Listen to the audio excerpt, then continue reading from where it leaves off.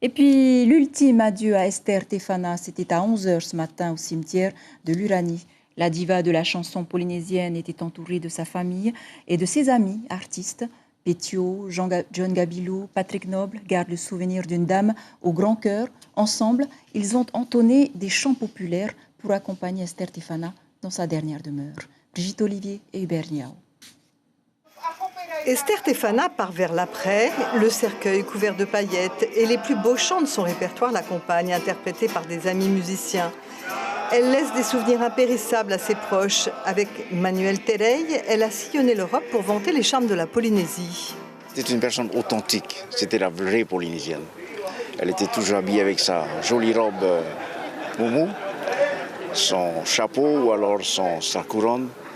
Mais c'est surtout qu'elle avait son ukulélé avec elle. Donc elle a parlé de Tahiti en chantant. Les artistes racontent leurs anecdotes. Ils évoquent une femme exigeante, mais qui était aussi une bonne vivante. À chaque fois qu'elle allait en spectacle avec Gabilou, il fallait toujours qu'ils boivent eux deux un verre. C'est pas parce qu'ils ont peur, non, c'était comme si c'était une bringue et non pas un spectacle. Donc il fallait toujours leur verre à eux deux et après, elle montait sur scène. Si tu n'atteins pas la perfection, c'est même pas la peine d'aller discuter avec elle, musique, machin.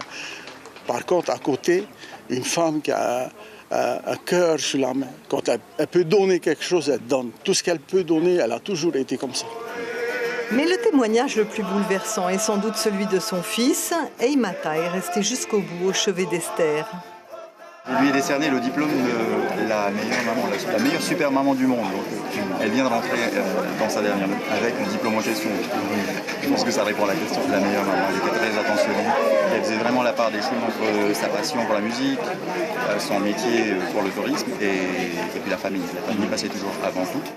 Ce soir, Esther Tefana est partie pour de bon. Il nous restera à tous d'inoubliables mélodies à fredonner et le souvenir d'une dame si en paix avec elle-même et le reste du monde que ses funérailles ne pouvaient être qu'à son image, joyeuse et colorée.